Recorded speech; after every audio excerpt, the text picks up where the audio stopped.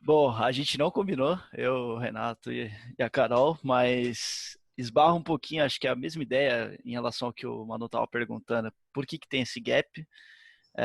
Eu vejo o mesmo ponto em relação à qualidade de desenvolvimento e, na minha visão, eu acredito que seja muito porque a pressão maior e o foco maior até então, né, sempre foi muito em desenvolvimento. E aí, por isso que os problemas parecem que são resolvidos primeiro lá e depois que percebe-se que, tipo, putz, talvez faça sentido para as outras áreas que vem junto ali no desenvolvimento e cresce depois, tá?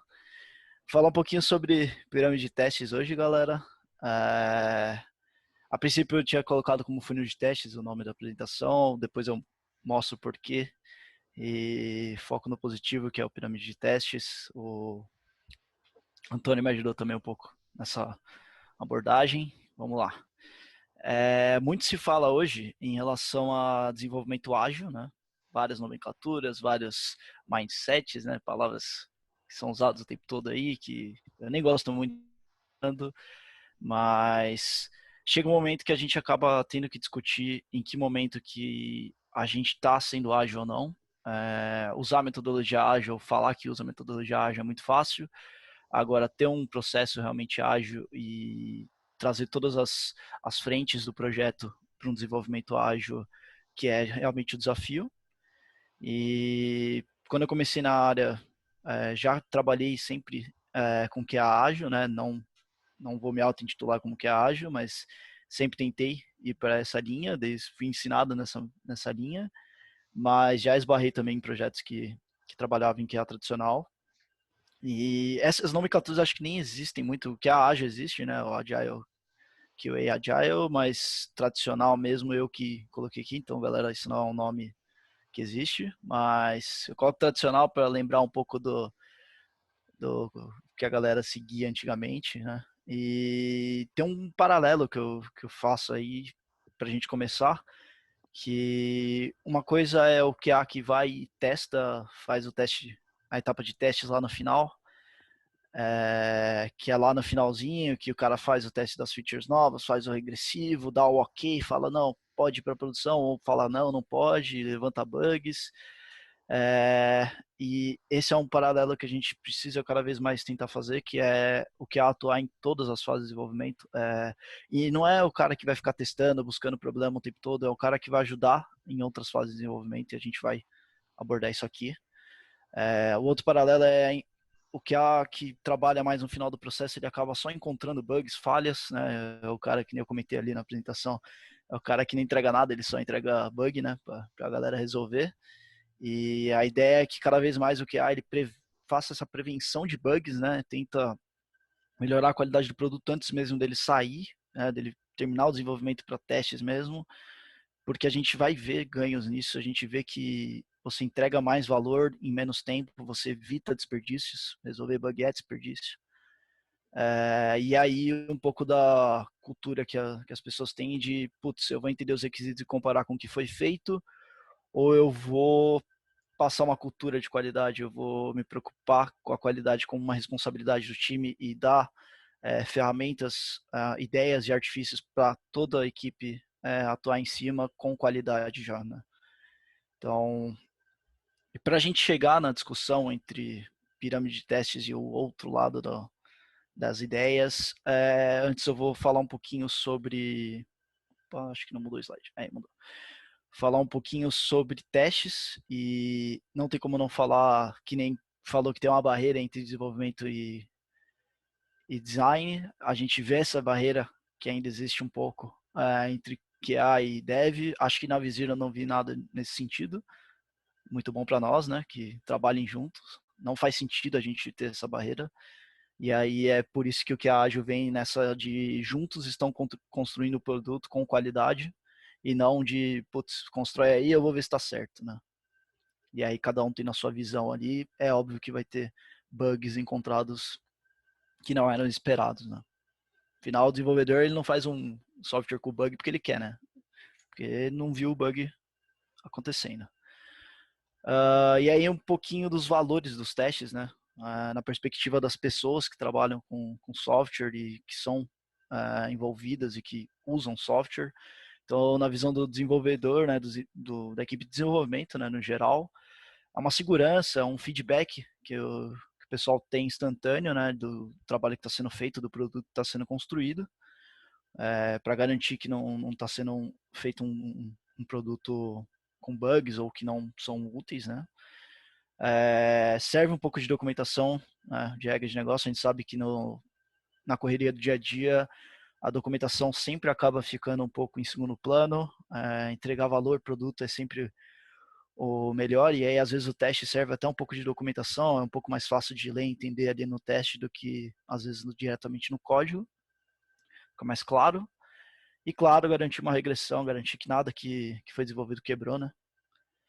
Na visão de business ali, garantir a velocidade de entrega, né? Mesmo crescendo muito o code base ali, você está sempre incrementando código, você garantir que incrementando código você consegue manter uma velocidade, né, de entrega de features e tudo mais.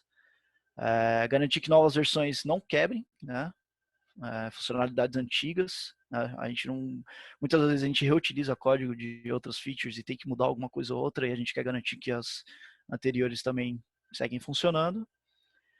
E detectar problemas antes do usuário final, é claro. Ninguém quer soltar em produção software com bugs, né?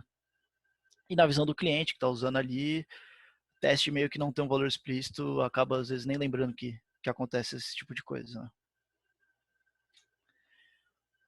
Um pouquinho sobre tipos de teste. E aqui é interessante porque a gente tem muitos tipos de teste, né? Tem que são famosinhos assim por nome, tem 13 que a gente pode listar, tipo teste de configuração, instalação, integridade, segurança, funcional, unidade, integração, que é o Unit Integration, funcional, de volume, de performance, de usabilidade, caixa branca, caixa preta, regressão, manutenção. Sim, eu estou lendo essa porra toda, porque não tem como saber de tudo isso de cabeça e não faz sentido. Porra. E os principais são esses que eu trouxe para a apresentação, que eu acho que, putz, sem isso daí, para mim isso daí é a base do desenvolvimento de software, e eu imagino que todos os projetos de média a longa data ali utilizam esse tipo de teste, e é o que faz mais sentido na minha mente, pelo menos, não sei o que vocês acham. E são esses quatro, então o teste unitário, né, o teste de unidade, unit test, que visa testar pequenas partes do código, às vezes uma regra ou outra, bem específico. Geralmente tem bastante de teste, né, para teste unitário. A gente vai falar um pouquinho mais sobre isso. O de integração, né, o integration, que testa componentes, a integração das unidades do software, né, entre elas. O teste funcional, que é aquele end-to-end, né, que verifica se a aplicação está fazendo aquilo que ela deveria e testa os requisitos funcionais. E a famosa regressão, né, que garante o funcionamento do sistema como um todo e as funcionalidades antigas, e que vai sempre incrementando com as novas funcionalidades que a gente entrega. Falar um pouquinho sobre as características de cada tipo de teste, e aí eu começo a agrupar um pouquinho teste funcional e teste regressivo. Acho que os dois juntos é o que a gente chama de teste end-to-end, né? Geralmente os testes funcionais e os regressivos são testes end-to-end, e faz sentido agrupar eles, vocês vão entender o porquê. Então, o unit test é de rápido desenvolvimento, né? É uma execução rápida, você consegue executar vários testes em poucos segundos. É fácil de medir cobertura, porque a nível de código a gente tem ferramentas que fazem isso automaticamente. É isolado, então, putz, é a máxima de testes. O primeiro mandamento ali de teste é que cada teste tem que detectar uma falha só, e acho que no unit test é o único que consegue garantir isso, de fato. E deve evoluir com o código, né? Eu coloquei deve entre parênteses porque na teoria evolui com o código, mas a gente tem que garantir que isso aconteça, né? Querendo ou não, novas features, mais unit tests, mudanças de regras de negócio, novos unit tests, alteração dos antigos e por aí vai. Os testes de integração, né, integration, são um pouco mais complexos do que o unit, né? Faz sentido, eles têm várias unidades, pequenas parcelas de código dentro de um componente, e a gente testa isso como um todo. Então, é mais complexo, a execução é mais lenta porque está passando por mais código. Já é mais difícil de medir cobertura, até tem um pouco sobre isso, mas no geral a gente não mede cobertura em cima disso. E é um teste acoplado, então a falha não necessariamente pode ser por conta do teste em específico, às vezes um pré-requisito, alguma coisa que você tem que fazer para poder começar o teste acaba gerando a falha, então já demanda um pouquinho de análise. E por último, testes funcionais e regressivos, os testes end-to-end, que, claro, aí a complexidade é muito maior, porque envolve todas as regras de negócio daquela feature, é mais lento, porque você está testando front-end, back-end junto, com integrações e tudo mais, de parceiros. Não dá para ter uma medida de cobertura. Você pode criar índices, o pessoal de qualidade pode criar índices, pode querer fazer uma medida de cobertura, mas não é algo tão certeiro quanto seria em unit test. E é totalmente instável e frágil, né? A gente vê várias vezes aí o QA sofrendo porque, putz, foi testar, quebrou, aí chega com o desenvolvedor fala o famoso na minha máquina funciona, e quando vai ver era uma instabilidade, alguma coisa de ambiente, e aí funciona. Então, é o tipo de teste que demanda muito mais análise, é muito mais frágil, né? E aí, um outro ponto que é importante levantar é um pouquinho sobre a responsabilidade, né, da qualidade e dos testes em si por tipo de teste.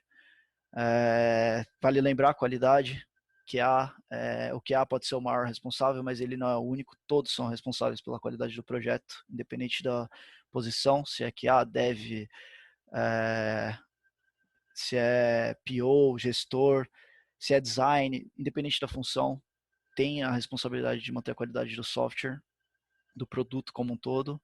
E aí, por tipo de teste, a gente tem os ownerships, né? O cara que é meio que dono daquilo, não necessariamente o único a trabalhar naquilo, mas que é mais dono daquilo, que deve sempre prezar pelo tipo de teste. Unity, claro, comum, sempre fica com o desenvolvedor, até porque ele utiliza isso para criar as features, né? Então não tem como alguém fazer os testes e outra pessoa trabalhar na feature, isso ia ser inviável. Os testes de integração normalmente também ficam com os desenvolvedores. A gente tem casos, inclusive na empresa, na Arvisir já teve um projeto que tentou ficar na mão de um que é a dev ali separado e é muito difícil de manter isso, não é viável. E os testes end-to-end, né, os funcionais regressivos, que normalmente a galera acha que é só do QA, que fica na mão do QA, mas é compartilhado, é QA, é desenvolvedor. Eu lembro quando eu cheguei na Visir, um exemplo muito legal era que o pessoal do React Native fazia, que eles começaram a construir o aplicativo, mas era meio que segunda prioridade, porque era para desenvolver para o iOS e o Android já estava rodando. E aí, pô, eles pegavam o PR deles lá, não tinha QA voltado para o projeto deles, testava quando dava, e eles, no próprio PR, eles faziam o teste funcional ali, eles garantiam que estava funcionando, eles mesmos faziam os testes, então, mesmo tendo QA, às vezes isso faz sentido, isso tem que ser feito, né? Claro, dependendo do tempo. Então, é uma responsabilidade de todos ali. E aí, por que eu tinha chamado de funil de testes? E aí eu mudei porque eu acho que a gente tem que se aproximar do modelo ideal, mas esse é o cone de testes, é um modelo que existe, dado os tipos de teste, dado as características de cada um dos testes, esse modelo vinha aparecendo constantemente, então você tem uma quantidade menor de unit tests, um esforço menor em unit test, um pouco maior em integration e, putz, deixava muito na mão dos QAs para fazer testes manuais, tentava explorar testes end-to-end, porque vinha aquela visão do, putz, se eu testar o todo e garantir que o usuário não vai se fuder ali no aplicativo, eu estou garantindo qualidade. E aí, putz, até o Antônio comentou comigo um caso que se tornou inviável esse tipo de estratégia. E o que vocês acham? Isso faz sentido, esse tipo de abordagem? Ter esse tipo de esforço maior em testes manuais, em testes end-to-end, menor em unit test? Não, isso. Não, Eu até respondeu ali com a cabeça. De fato, isso daqui é um erro que pode se cometer. Às vezes pode fazer sentido, eu não vou dizer, a gente nunca pega um método e fala, putz, é totalmente errado. Às vezes num projeto de curta duração faz sentido, putz, vou ficar criando unit test num projeto de escopo fechado de, sei lá, 2 meses. Faz sentido criar unit test, mas será que eu vou criar tanto unit test, explorar tanto assim, sendo que são 2 meses, eu já sei exatamente o que tem que fazer. Às vezes não compensa, dependendo do prazo que você tem, né? Mas unit test não abrem mão, né? Por favor. Talvez integration caia nesse sentido. Então, e muitas das vezes caía o jeito que era levado qualidade, do tipo que vai testar no final, ele que vai garantir a qualidade, ele que vai falar se tá ok ou não, acabava no sentido de, putz, o QA vai testar mesmo? Por que eu tô criando todo esse esforço? E muito por conta do QA falar assim, putz, eu vou testar de qualquer jeito. Tipo, não tem essa confiança, sabe? E por isso que às vezes se desenhava nesse sentido. E aí os problemas que putz, são claros com isso daí é que a gente não previne bugs, né?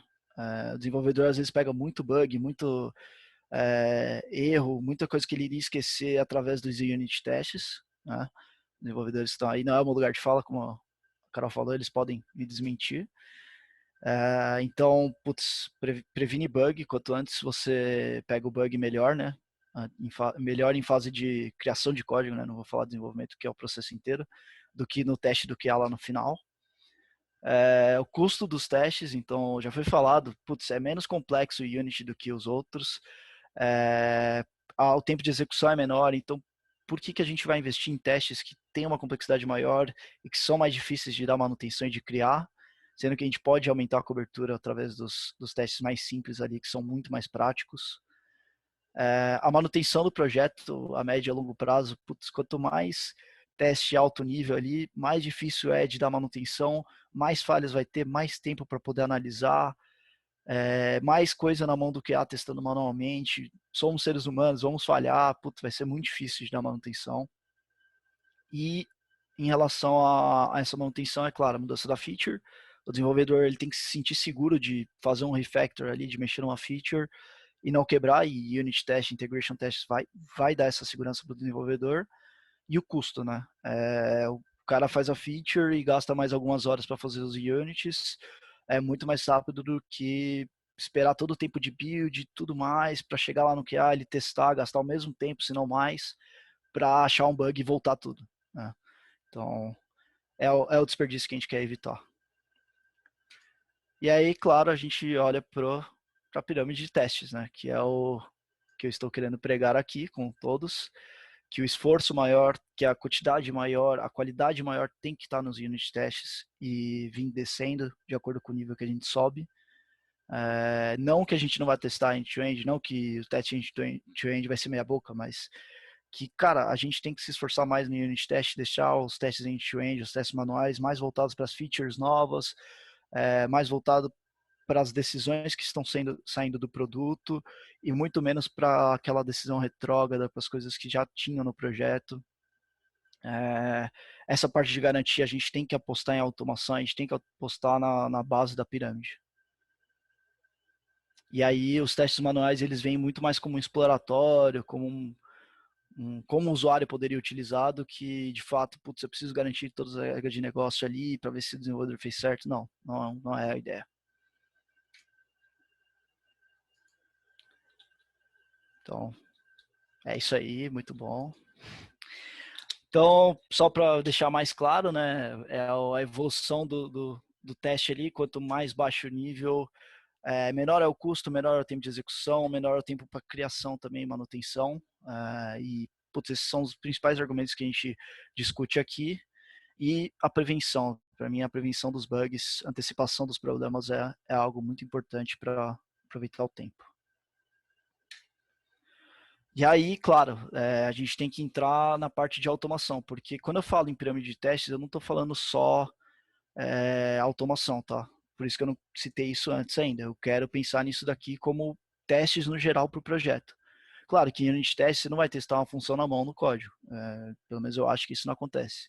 Mas testes de API, esse tipo de coisa já acontece na mão e como que testa também, acho que faz sentido muitas das vezes. tem que acontecer, mas a gente vai tentar automatizar o máximo possível para deixar essa cobertura ali certinha e na mão um pouquinho mais rápido.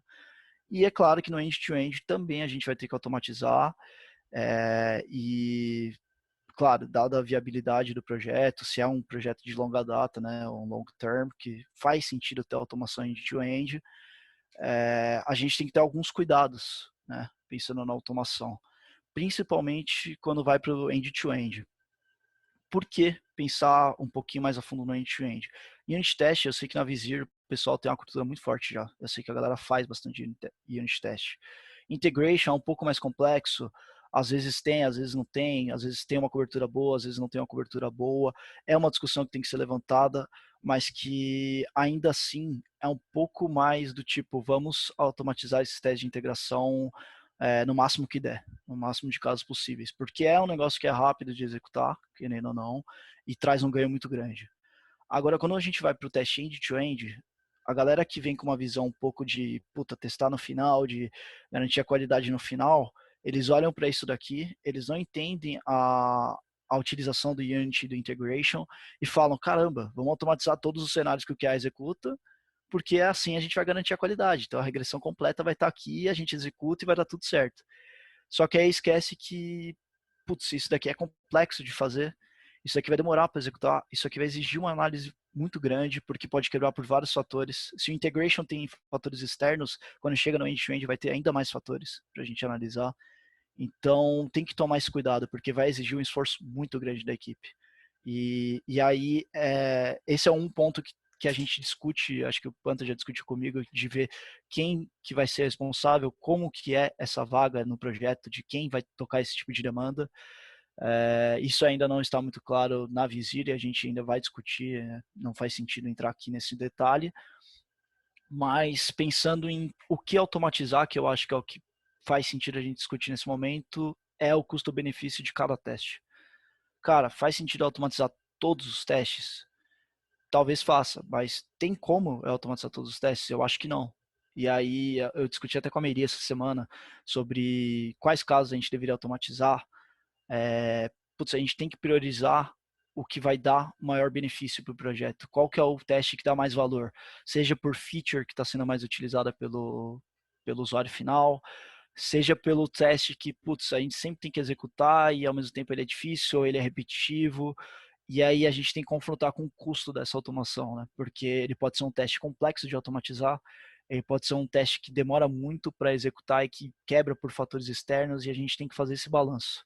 E aí por isso que eu mostro um pouquinho nesse gráfico de tipo, a gente tem que buscar o que tem menor custo e maior benefício para atacar primeiro, não que os outros quadrantes não sejam passíveis de automação, mas é que aqui a gente tem que priorizar as coisas para ser ágil também e trazer valor, né? Não adianta a gente querer automatizar tudo e isso aqui se tornar um problema no projeto, né? Tem que ser uma ferramenta para ajudar. E acho que é isso. Alguém tem algum comentário, alguma dúvida? Discussões? O... Nesse cenário, acho que você começou falando, né, que você começou, né, tipo, que atrasa, assim como no design, você falou que, putz, os conceitos não estão na mesma, Uhum. né, demoraram para chegar, é uma coisa, que você acha que, em relação à automação de QA, que você acha que te incomoda mais, assim, quando você olha que acha, puta, que tá mais atrasado, assim, que você... Ah, eu acho que um dos pontos que eu acho que até faltou eu falar um pouquinho é que o perfil, deixa eu voltar um pouquinho aqui lá no comecinho. O perfil do QA que vem sendo construído aos poucos está mudando. E eu coloco aqui, ó, o QA ágil ele tem um perfil um pouco mais técnico. E isso é um negócio que, putz, talvez se tivessem instruído e dado um pouco mais de conteúdo para a galera de qualidade, fizesse um pouco mais sentido nos projetos O que projeto é isso, trabalham muito com bom, ágil. né? Ficou ótimo, né? Que trabalha com ágil, porque o QA ele pode ajudar na cobertura de testes do Unity, dando ideias, ele pode ajudar nos integrations, dando ideias. É claro, codar em si vai ser mais difícil, só que eu sinto que faltou essa puxada, tipo, os desenvolvedores já estão fazendo isso daí, por conta própria e os QAs poderiam estar contribuindo para isso também, sabe? E aí agora que tá vendo que, putz, talvez o QA ler as tasks, participar do refinamento técnico, levantar furos de documentação, perguntas ali, faça com que o desenvolvedor lembre de algum caso que faltou, de algum caso que, putz, não estava previsto e que talvez faça sentido ser um unit test. E o QA, ele conhecer um pouquinho de código, facilita isso também. Tanto na hora que ele for testar, quanto na hora que ele tá ali numa planning, ele entender um pouco melhor, ele ajudar o desenvolvedor a entender tudo que precisa para feature. Então, nesse sentido que eu acho que incomoda um pouco, é que os desenvolvedores eles evoluíram porque a pressão, na minha visão, né, era maior, a entrega de valor na teoria era só deles, e aí depois que percebe-se que, putz, talvez esse tipo de conceito outras áreas devam ter. Então, Unit Test é um conceito que eu acho que QA deveria saber e deveria saber trabalhar em cima e ajudar o desenvolvedor. Né? O... Acho que é nesse sentido. Acho que ficou muito tempo isso, até conversando, né, quando é conversando com o pessoal do time de QA e tal, ficou muito tempo também, acho que nessa putz, o QA tem que automatizar, mas que de repente um caminho e às vezes a pessoa não programa bem ou não faz, esse fica uma barreira, mas de repente o caminho primeiro inicial, isso foi mesmo na Visir, né, tipo, o automatizar não, é envolver mais no código, entender mais do projeto, entender mais, né, envolver mais no processo. E aí, beleza, pode ser que automatize ou não, mas o envolver mais no processo já faz metade do caminho. Exato, exato. Ele pode ajudar muito mais no começo do processo, impedindo desperdícios do que a gente teria do que só testar no final, né? Não necessariamente automatizando, que nem o Panto falou. Legal. E essa foi uma das discussões que a gente teve entre os QAs na Visir. Acho que uma das primeiras vezes que eu conversei com o pessoal, que era tipo, automação é o futuro? Não necessariamente, né? A gente não tem só esse lado que o QA pode ir. Né? Exato, isso eu queria interpelar aqui também. E primeiro falar que os dois temas hoje do Visir Talks eu achei maravilhosos e ao mesmo tempo incendiários, porque para mim são temas polêmicos, né? Polêmico. Esse do QA, inclusive, até tinha conversado com o Antônio uma vez, quando estava entrando no projeto do Visir Bank, que eu perguntei, e aí, quem são os QAs? Não tem QA.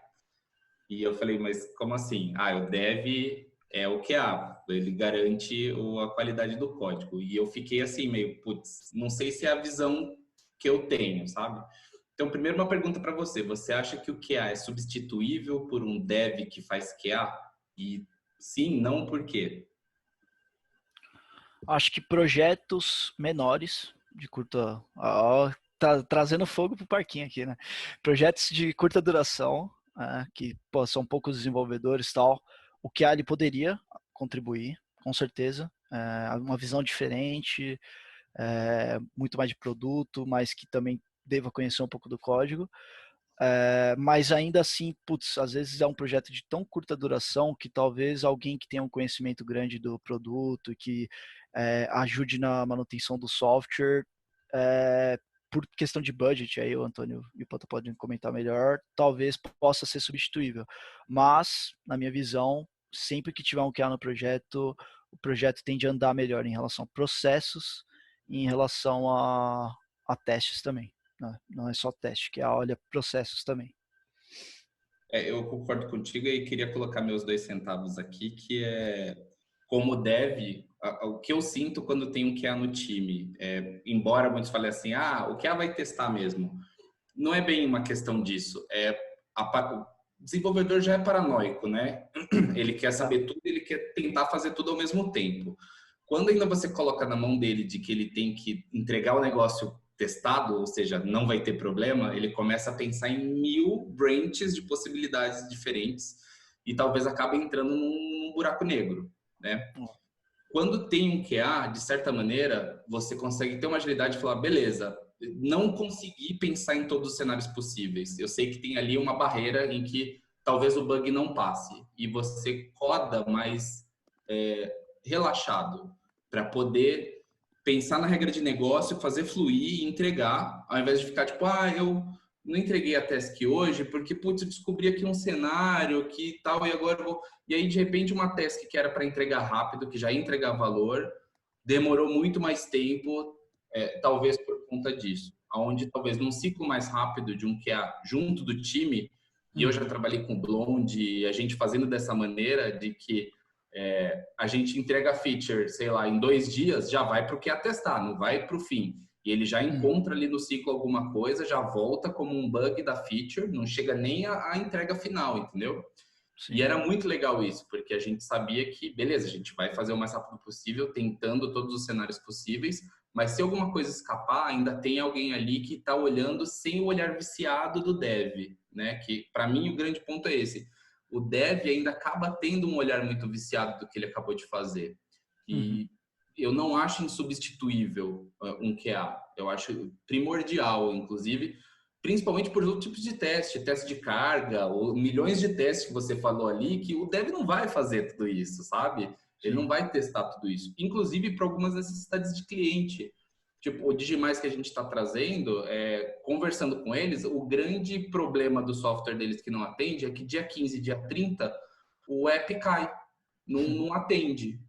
Então, quem vai se preocupar com isso, com a carga do software? Se ele vai responder para o cliente que no dia 15, eu te garanto que não vai cair o software, entendeu?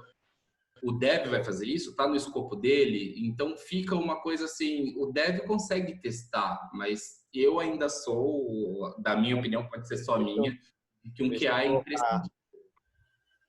Deixa eu colocar um ponto aí, que acho que as coisas são não tem receita de bolo, né? Tudo depende Fórmula mágica. Não tem fórmula mágica, né?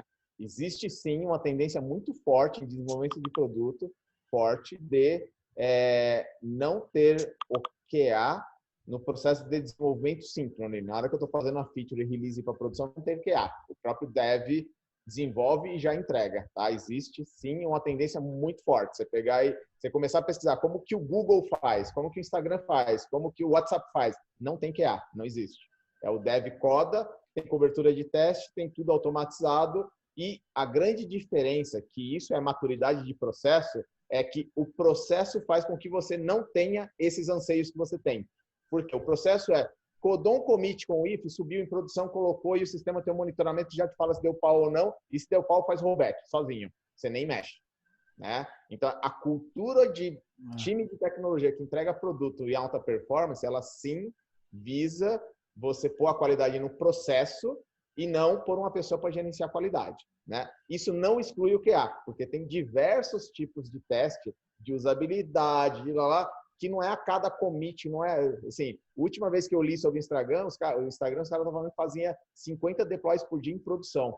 Impossível você fazer isso com um QA.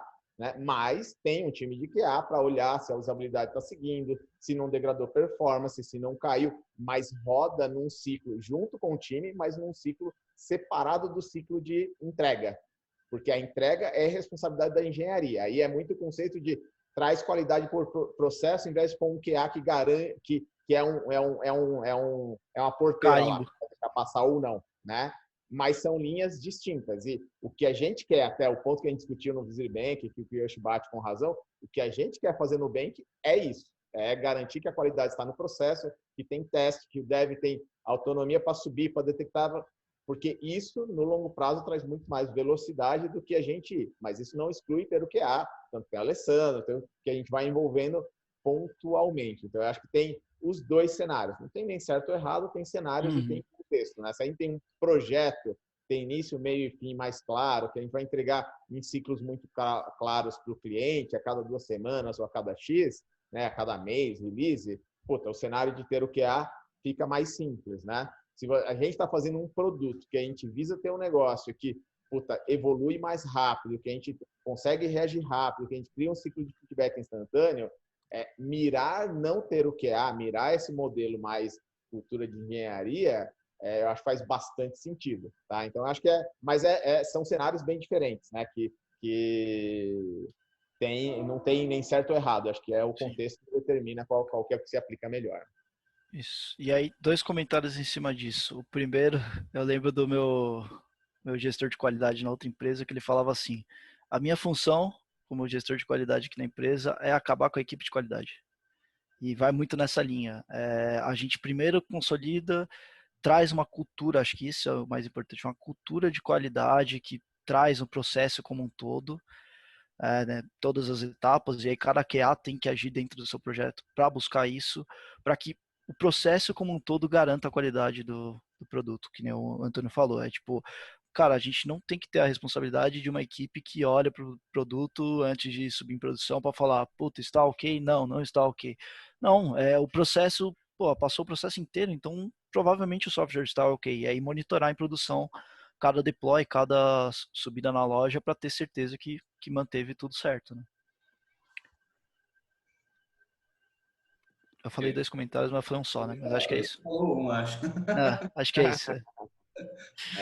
Eu queria falar Até um exemplo que eu ia dar de empresa brasileira aí que todo mundo conhece, está fazendo, na minha visão, um puta trabalho ferrado, que também segue esse modelo, é o Mercado Livre.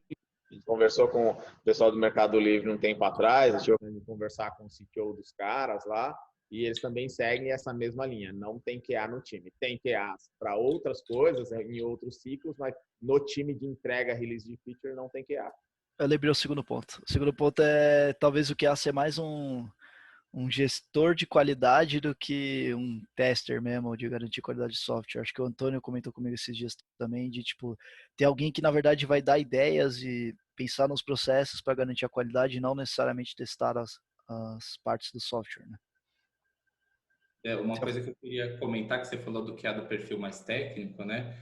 Mas tem ferramentas, já tem um tempo, o Gherkin, por exemplo, em que você transforma critérios de aceite de uma história em testes, né? Aquilo que foi combinado junto com o PO, né?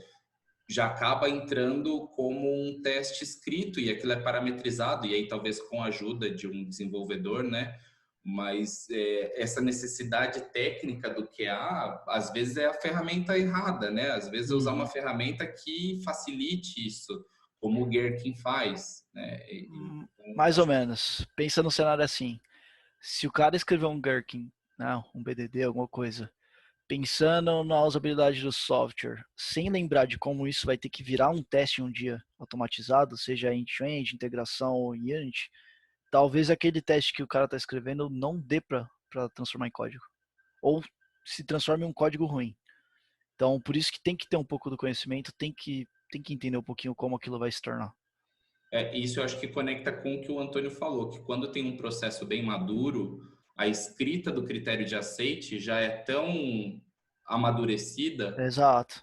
consegue se transformar num teste automatizado com Gherkin, né? É essa questão da cultura de maturidade do projeto, desde a concepção até a descrição das histórias, que acaba fazendo com que o QA em si, como a gente conhece, não seja necessário, porque já tem esse ferramental e a maturidade unidas e consegue ter essa agilidade.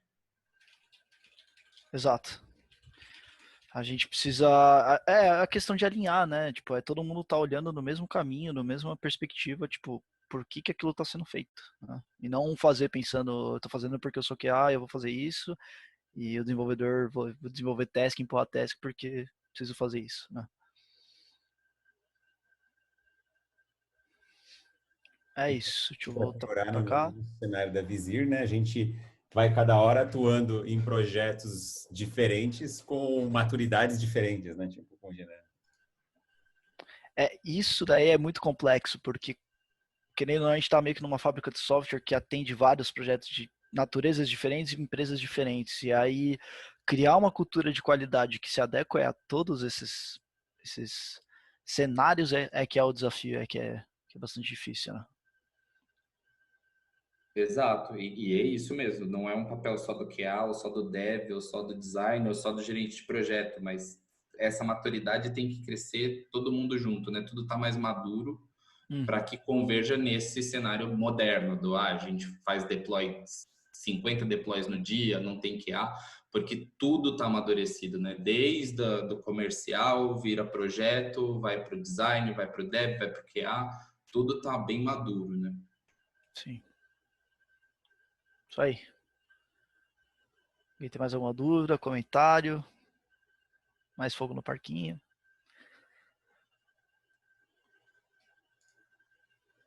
Era isso. Sem mais tretas.